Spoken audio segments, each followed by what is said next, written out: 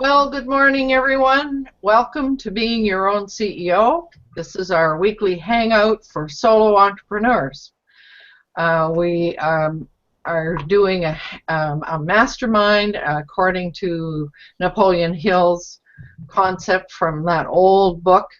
And our purpose is to provide a forum for giving and receiving support, enacting positive change, removing stumbling blocks, and creating stepping stones.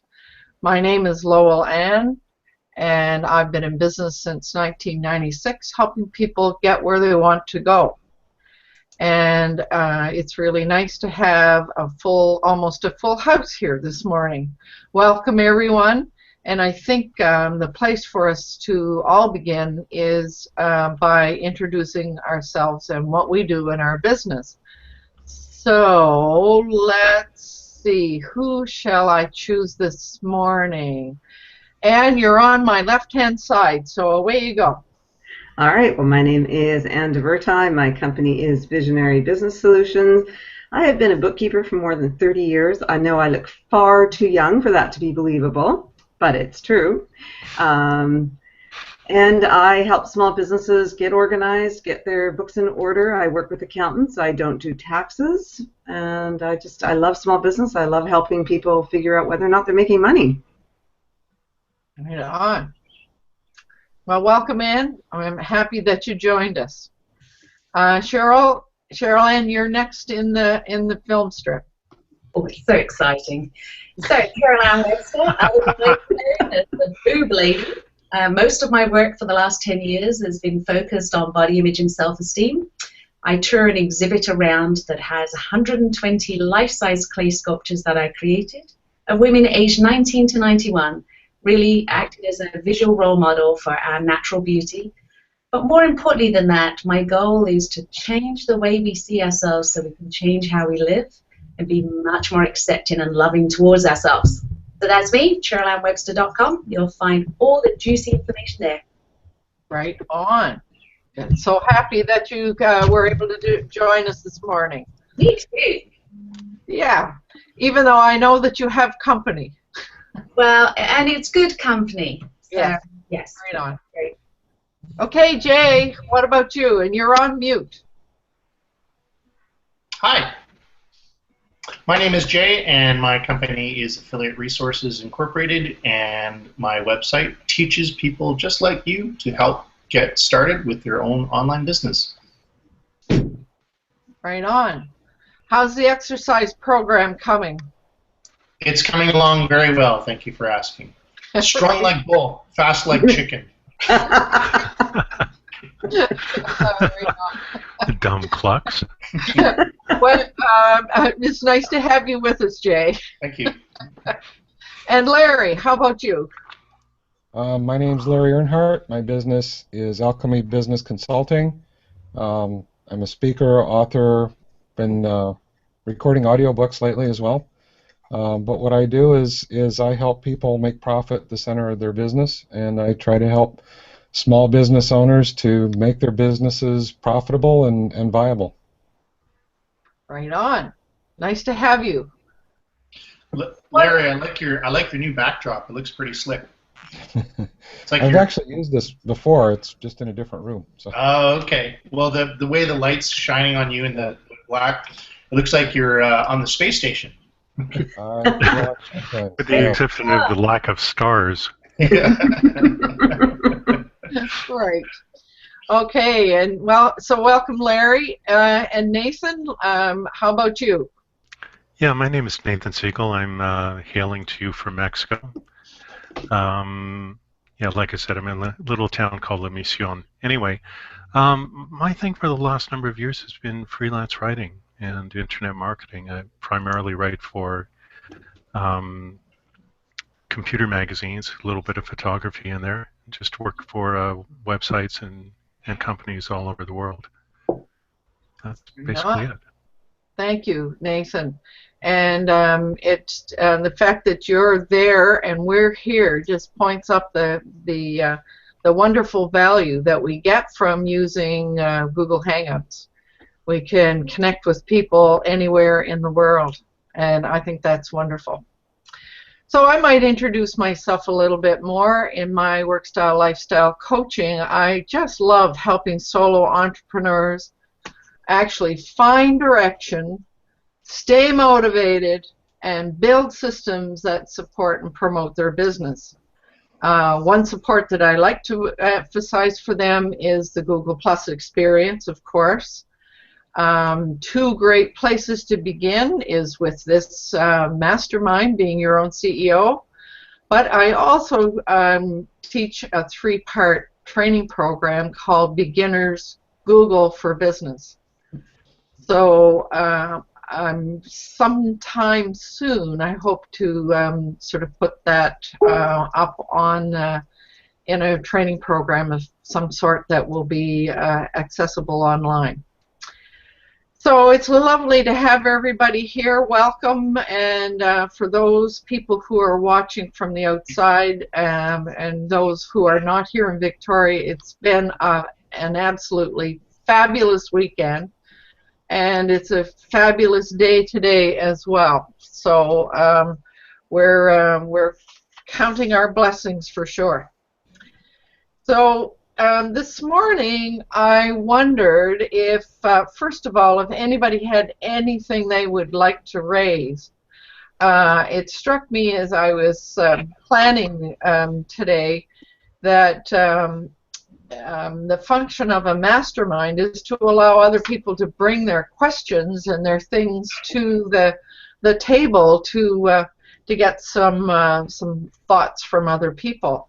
And so even though I have a topic in mind, I think I need to give everyone a chance to raise anything they wish to raise. So now is your opportunity. Anybody have anything they would like to raise this morning? I really liked the question you posed, or the topic you posed, and so that's where my mind's been going, especially as my company that's here right now is my chosen mum who's recently had her first novel published, and so we were going over this very same thing is, okay, now the work is done and you have your finished product, who wants it, who's it suited for, how do you get it out there, and how do you know what they want? And on that note, we did some cold calls, we went to local high schools and different things to talk about the book and to get them to come to the book launch. And the first thing we noticed was how suspicious people were when you approached and they weren't expecting it, and how suspicious they were of why are you doing this, what's in it for you, and so on. So we had to listen very carefully to their concerns or their lack of conversation and then tweak our delivery of our message very specifically to that kind of person, situation, personality, all those factors, including nonverbal cues, as fast as we could, often in a parking lot. So you raised something that is quite interesting, is that suspicion thing that comes up. People are very wary of being sold to, it seems. So I might, for the benefit of anybody listening and for the rest of us, the question that I raised was, how do we listen to our prospects and our clients? How do we listen? Do we listen? And where do we listen? And what is listening? Well, I can jump in on this one. In the industry that I'm in, which is or one of the industries that I'm in, which is local search engine marketing for local small businesses, they have preconceived ideas to what they want to rank for. So let's say it's a plumber, okay, and so they want to instinctively want to rank for toilet repair. Let's say toilet repair, Victoria, BC. And because they know that's what they they get a lot of business from that particular that's what they make a lot of money on. So what happens is they say, okay, well that's what I want to rank for, and this is before telling them in terms of like the estimation as to how many people are actually searching for that term, whereas more people might be searching for something different, meaning like emergency plumbing Victoria, right? Let's say there's an infinite amount of people searching for that versus what they want to rank for. So there's that fine line where you have to kind of say like the customer is always right and re-educating them. So in my business, it's always a big challenge to tell people, well, I appreciate that you want to rank for that, but to be honest with you, it'll be very easy to rank for that because there's not that much competition and there's actually not that much search volume. So it's re-educating these people in terms of what they actually should rank for versus what they want to rank for. And that always presents a little bit of a challenge because, they think, they want to go this route, but the actual route where, it's profitable and has the mass amount of search volume is, a completely different route. So that's always my big challenge. And it's, if I show them, using the tools that I use to determine this search volume, and then they kind of go, oh, okay, well, I see that now, right? But there's some people that are so set in their ways in terms of what they want to rank for. That always is a challenge. So what I'm hearing is one way to listen is to, especially if you're thinking in terms of your website, is to find the places that are the keywords or the phrases that the most people are searching for. Yes, exactly. So that's one way of listening. So other ways, what other ways of listening might we have? Well, obviously listening to, if they want a specific design of a site. I mean, the things that my company is good at is determining search volume, getting them on the first page of the search engines, and then also creating a really good funnel, sales funnel, so that the traffic that ends up on their page actually either calls, clicks, or comes by to their business, depending on what kind of business they are. And it kind of falls back into people set in there like what they want, like, oh, I want a spinning wine bottle on my site, So well, that might not convert very well. So so there's always that kind of a compromise, creating a compromise, And I think listening to your clients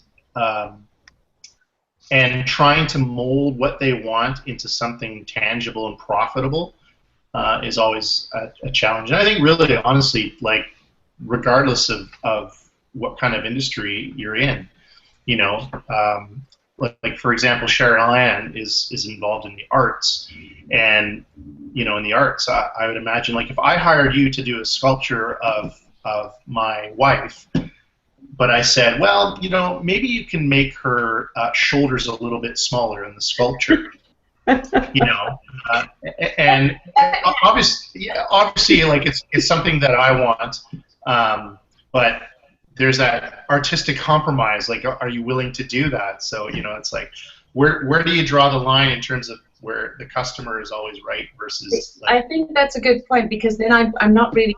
The listening it changes, because often what we first say is only the top level of what we're thinking, as opposed to the actual reason of why we're doing these things. So whether I want you to rank me by the boob lady, and you're showing me that people don't actually search for that term, they search for something else, is different. Whereas if the listening is, what's the end result, what's the end goal that you're looking for? I'm looking for more traction on the internet based on one of the programs I provide. That's the listening I'm looking for, is that deeper level. What's the final outcome you want? So, for example, taking your idea of the sculpture, well, I wouldn't listen to you because you're clearly wrong. But I knew she would say that. Your wife's beautiful, just as she is. But it would be a matter of, okay, so why would you even want a sculpture of your wife when you have your beautiful wife there? What's the end goal? What does she have in mind? And so on. So I guess in coaching terms, we call this third level listening. It's you hear the words, observe the behaviors, see the micro movements, and then adapt to getting to a deeper level of thinking, a deeper level of thought, to see what really is the person asking for. So it's not that they're wrong, it's just that you've got them at the surface level rather than Okay, so if you had that, what would it give you? So what is it you finally want? Does that make sense? Mm-hmm. Yeah. And bringing the artist in, and then I'll pass it over to somebody else. For me, listening is very much about what I see as opposed to what I hear. When I was growing up, there was a childhood song about listen with your eyes, and it used to drive me nuts, but now I completely get it. It's especially when you're dealing with customers. Nobody, when we went on these cold calls, actually said, hey, who are you? I don't trust you. Nobody said that. They smiled, they greeted us, they asked us, but their entire shift in body, the way they approach us, the distance, the movements, everything down to facial expressions said, hey, who are you? Why are you here? What do you want? So that's my listening is. And I do that all the time as a speaker with my audience, listening to the entire audience by observing what they're really doing and interpreting what they're saying. Do you think that neurolinguistic programming plays a part in the way you visually listen? I think neurology plays a huge part in everything we do. Mm-hmm. Neurolinguistic program, and I am trained in it, is important, but I don't think your average person bumping into an average customer, when I say average person, I don't mean that, I just mean that hasn't gone through the program. I think when two people meet in any situation, we all have the innate ability to read what's going on for them. And we may be wrong some of the time, but if we tap into that and are sensitive to it, then yes, it's neurology, yes, it's linguistics, yes, it's programming, but it doesn't have to be neurolinguistic programming. Mm-hmm. Yeah, I was kind of more referring to like the association of eye pattern movements with like memory functions, like saying like, okay, well, what do you want, right? And if you see their eyes kind of going in one direction, you know that's not what they really want. But it depends very much on the person, the situation, so you can't just say, oh my God, they look down to the left, they must be lying. Yeah, right. That's right. You have to know that person first. You have to have a baseline. So that's why I'm not bringing NLP into it. It really is, though, we all can sense. I'm sure if you said to your wife, I'm having a sculpture made, but I'm going to make your shoulders smaller, I bet you'll know what she's thinking. Yeah. You'll hear what she's not saying. So body language is another way of listening. Observing body language is another way of listening, for sure. And those tonal words. So if you're working with somebody like me, you're going to hear me say, I see the end product as this. I sense people are going to respond this way. Whereas if you spoke to my husband, he's going to say, I think it needs to be this way. I've thought about it a lot. On those cues as well of the nonverbal cues and so on. If you've got somebody who's visualizing, seeing, feeling everything, then feed it back to them that way. Aha. So, I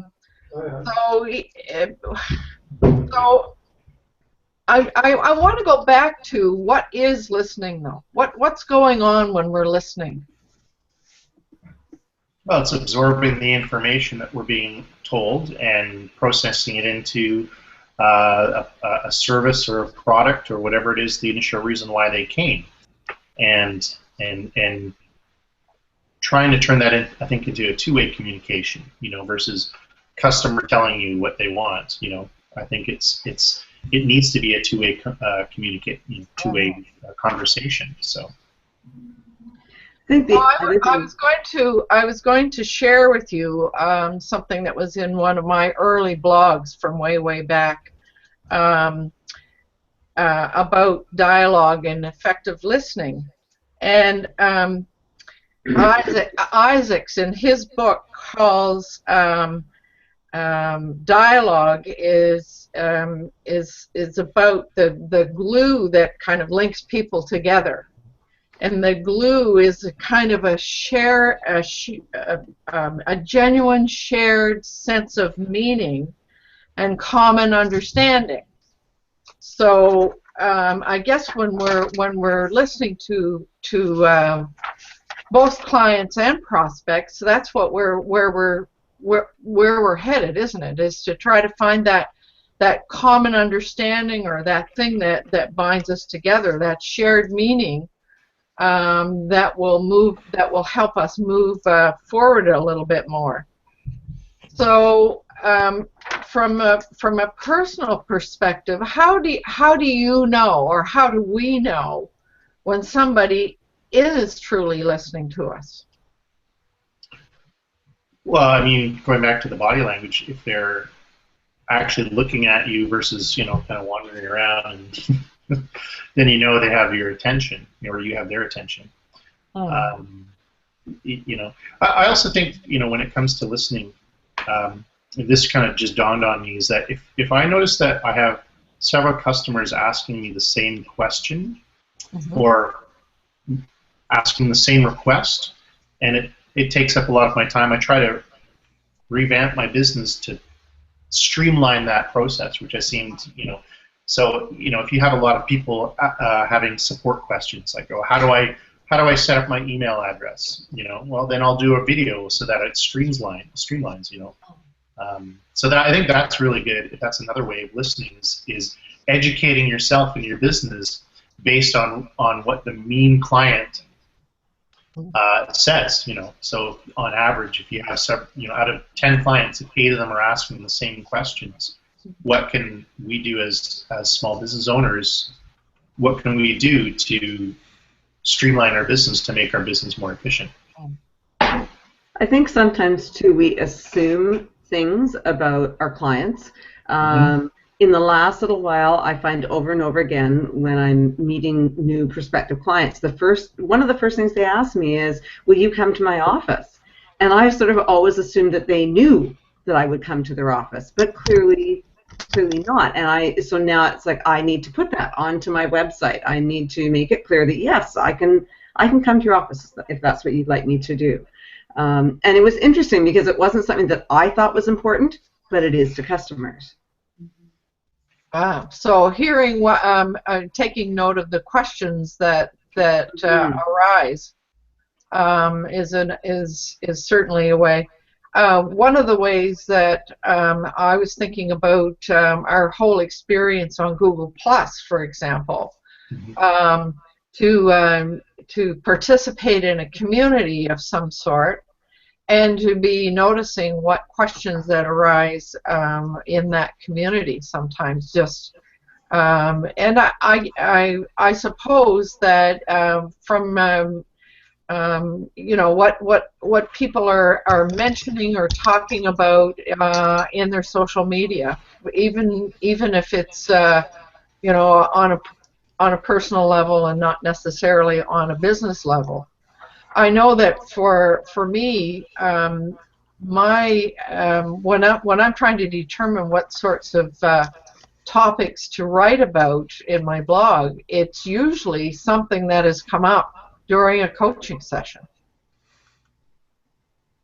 And I suppose my assumption is that if it came up for one person, then it's bound to come up for more than one person. So, Larry, what about you? How do you listen to your clients? Well, one thing I realized a long time ago was that I was sabotaging myself because I had poor listening skills, and I had to educate myself on how to pay attention to people and look at them. Use active listening skills, techniques.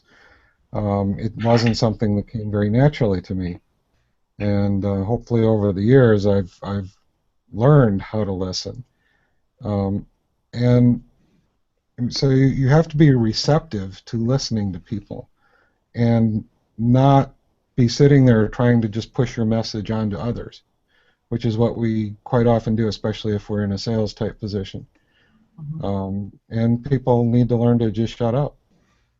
And instead of telling others what they're supposed to be knowing, is to really just let the conversation flow, ask pertinent questions, try to draw people out. And as Ann pointed out, we do tend to make assumptions. And instead of just allowing those assumptions to continue, you have to question your assumptions, and don't assume that you know what somebody else means unless you've really verified that, and that you know what the definition of the words and the terms that they're using is even. Yeah, I was the same way, completely the same way, because I started out in this business world as a web designer, building websites, and you know, I had preconceived knowledge and ideas as to what I think the customer or the client wanted, and when they wanted to make a change, I was like, well, why? You know, so I had this door in front of me that that was like, well, why do you want to do that? This is the best thing that you're going to get. Why do you want to have, you know, a spinning wine bottle? Why do you want to, you know, do this? So and yeah, absolutely. I was very naive, and I was very bullheaded, I think, also because, you know, I just come out of design school, and I was, you know, I had the idea as to what the best look is, right? So, but, yeah, so it's interesting that you mentioned that. So. Well, you know, there's a perfect example of listening or not listening that's come up in the news this week. I don't know whether everybody has heard it. The fact that Google is changing its algorithms for mobile. So if a company has a website that is not mobile friendly, they won't get listed. Wow. I thought it just went lower in the rankings as opposed to not being listed. It probably won't get listed, well, yes, lower in the ranking, but yes. Probably it'll be down. It'll be down so far that. Yeah. Well, what will happen is if out of 20 websites, and if you're within that 20 websites, and your website is not mobile friendly, and the 19 are, then those 19 will stay in their existing rankings, and then yours will go away. Only in mobile search, though. You know, one thing that you need to be clear is that it's only within a tablet or a mobile device where the listings will go down. And an easy way to test that is Google actually has a simple little tool where you can enter in your website address, and it'll tell you, okay, well, your site is mobile friendly or not. I actually just wrote a post on affiliateresources.org, which has a link towards that tool that you can check out. So, and then if it's not, then you can either decide whether you want to, you know, fix. And it'll show you the errors that are preventing it from becoming mobile friendly. So from there, you can decide whether you want to, you know, fix those errors or get a new theme, or, you know, if you're like a WordPress site. So. But linking this back to listening. I heard a communications person interviewed, and somebody, the interviewer said, well, don't you think this is, you know, kind of draconian on the part of Google, et cetera, et cetera? And the response was, well, I mean, it's not all of a sudden. We've had people on mobile for for 5 or 6 years. We've been listening to and hearing people give statistics about the visits to the website, so that like they know the source of all the searches and all the visits, etc. And I mean, it's really high now. I think somebody said something like 85% of visits to websites comes from mobile. So for a company who hasn't paid attention and hasn't been listening, all of a sudden they're stuck with a problem. I think that comes back to there's so much for us to listen to, we can't possibly take it all in.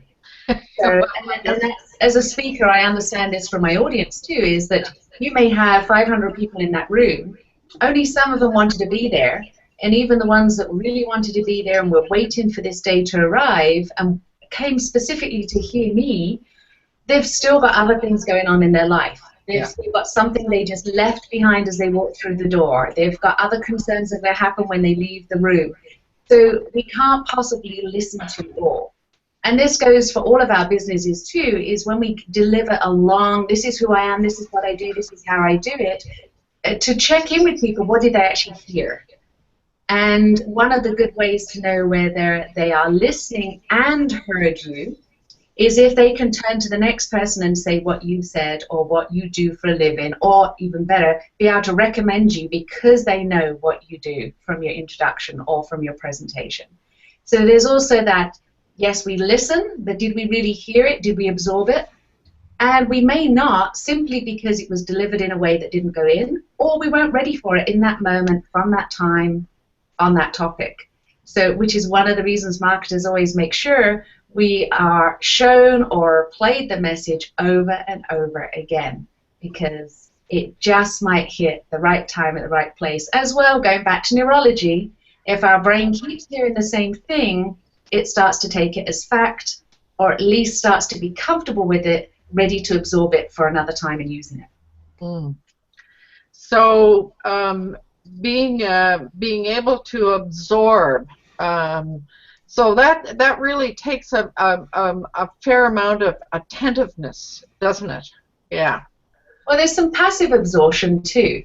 You know, so if you think of a jingle when you get in the car and you're driving, and before you know it, you're singing along to that darn jingle and you didn't even like it. So there's passive absorption and there's active listening, as Larry was talking about. And as business people, we need to do both at all times. So going back to what our customer says, is that really what they want, or was that just the words that came out at the shallow level of thinking and you needed to get deeper and deeper and deeper? Not that their thinking was shallow, but just the level of thought processes for them at that time.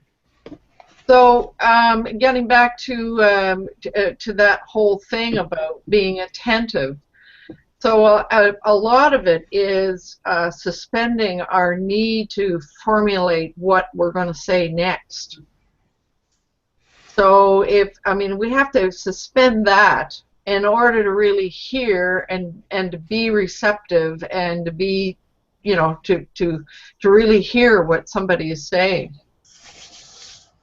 Yeah. Yes and no. Simply, when I first came to Canada, I was a sign language interpreter in a high school because my degree was communications and culture that included media communications, but also linguistics and language structure. So that was one of my studies. And the interesting thing for me there, and which is why I didn't take it on as a full-time career, when any translator has to hear and receive, absorb the meaning of what's being said, translate it into a different language and with different sentence structure. With a verbal language, it's difficult enough. With sign language, you then have to create that into gestural movements that are all grammatical structures. So our brains are brilliant. They do have the ability to absorb passively and actively at the same time, shift it, and re-deliver it in a whole other structure, language, tone, and everything, delivering the meaning of what was said, and in some cases, accurate translation or interpretation. So, and again, that's what we do every day in business. It's just as we sit here and think about what we do, we're like, oh, wow, how do we do that? Well, so long as we are, one way to know whether you're listening is if you're not sitting there waiting to share that next bit and it's on the tip of your tongue and you're just thinking, shut up, I've got something to say. You're ready to fire back with, yes, but, whereas you're listening if you're really engaged in hearing the tone, the message, the energy, the emotion that's coming from that person, you go, huh, and then respond. Aha. That's funny that you mentioned that because I wanted to say something. You were dying to say it. And I forgot. Fortunately, I wrote it down. So, Nathan, what about you? How do you listen to your clients? I want to make sure everybody has a chance to chime in here. Well, the reason I hadn't chimed in is because I was listening. Good. Seriously, although my approach is a lot different now because of what happened a few months ago. And what I've been doing in this entire Hangout, or for most of it, is because of what happened, I can let my mind go completely quiet so that I'm not thinking, or very few thoughts are coming in at all.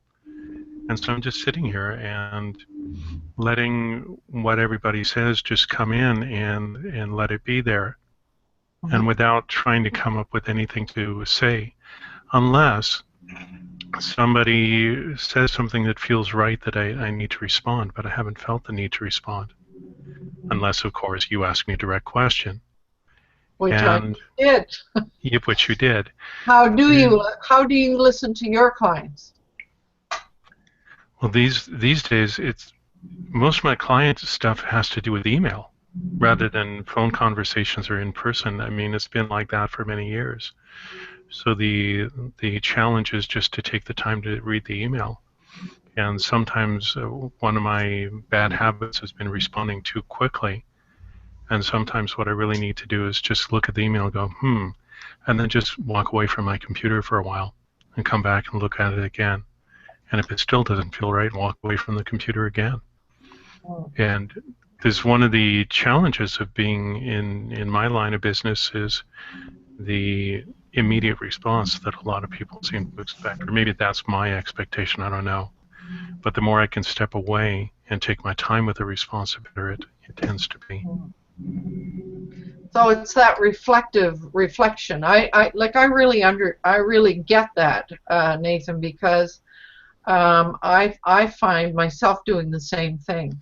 Quite often I can't think of an answer right immediately on things. It takes me time to just kind of let it simmer for a little while.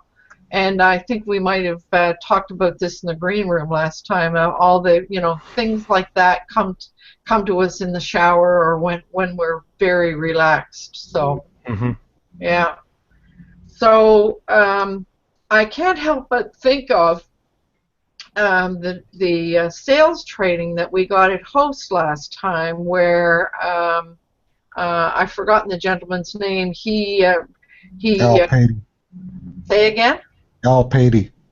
Yeah. So he was giving us exercises around formulating the kinds of questions that would bring out the kind of information that we want. And so I can't help but reminding us all that questioning is really another really key part of listening, for sure. Anybody disagree with that? I don't think we could. And just going back to Nathan's there, in email it's the same thing. Yeah. We still have to listen to the words. And as we all know, through written text, often it's because so many cues are missing from the listening process, we have to look deeper and understand more, question it more, and not sort of take it as face value until we know if this person was standing in front of me saying the same thing, what cues would be there to say whether this is good job or sarcastic, great job. It means very different things. So I think questioning, but without questioning every single thing, even in coaching, that deeper level listening, we don't want to get to the point where the person just says, I've already told you that. Don't keep digging deeper. There isn't anything deeper at this time, or this is where I'm willing to go. So question it for sure, vary the questions, but more importantly, don't just question. Just answer. Right on. So I'm looking at the time, and we've gone over again as usual. So I want to thank everyone for coming, and I also want to recognize Craig. He commented on the event page way back when we were talking about the Google listing. I didn't pull his comment up because somebody already said it verbally. So, but Craig, I really appreciate your being there and participating. I have to admit that I'm playing with the use of the comment tracker.